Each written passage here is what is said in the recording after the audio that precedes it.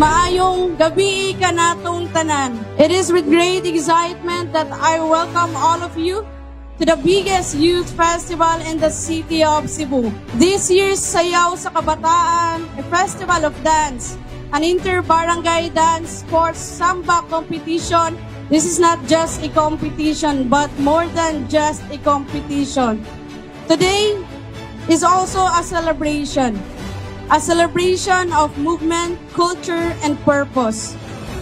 This is a stage that brings together not only the rhythm of samba, but also the rhythm of youth empowerment and community building.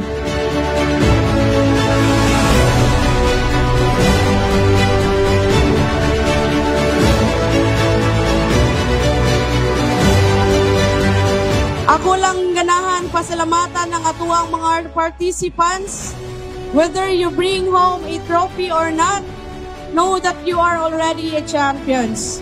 Champions of culture, of community, and most especially of purpose. Ug labaw sa tanan, akong dakong pasalamat sa atuang mga SK officials sa ilahang mga sakripisyo o dedikasyon para lang malampuson ang atuang Sayaw sa Kabataan ug IYD celebration.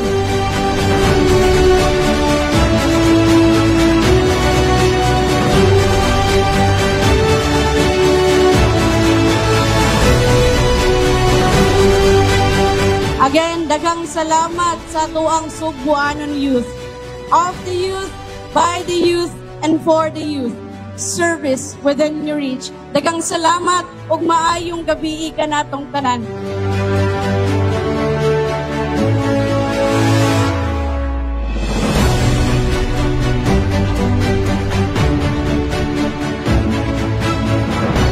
To all the EP Barangay SK Council, headed by our Federation President, Councilor Ako Salim, congratulations to all of you.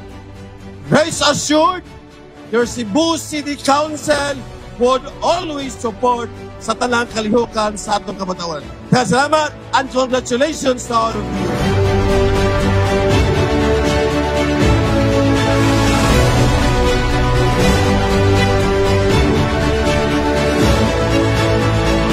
I am Girly Enriquez Veloso, usa ka Bisaya, taga Karkar. I am representing Senator Bongo, who extends his heartfelt thank you to each and every Cebuanos for making him your our number one senator in the Republic of the Philippines. Atong pakpakan, Senator Christopher Lawrence, Kuya Bongo.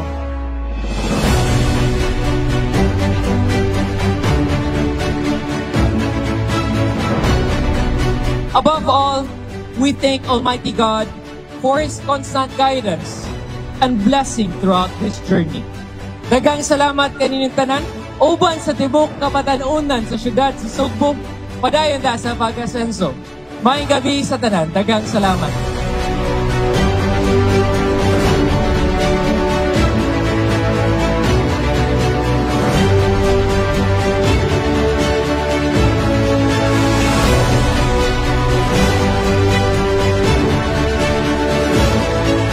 Congratulations kayo ninyo tanan sa kaninga successful event.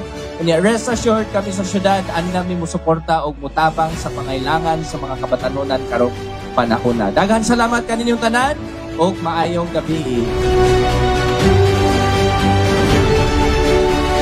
And so tonight, as we officially begin Sayaw Kabataan 2025, we do not just raise our voices. We let our movements speak. Every step is a statement. Every beat is a battle cry. And every dance is a dream turned into action. This is our time.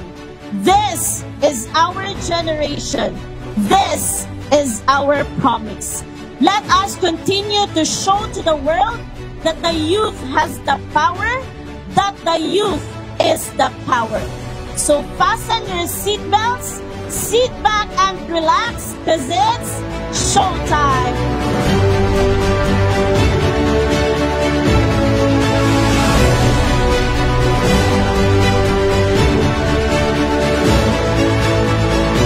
This is the most colorful kabataan meeting I've ever seen. Dugay na po City Hall. No? Congratulations sa mga SK headed by Jose Andrea and the other members of the SK Council. Congratulations to all of you. More power.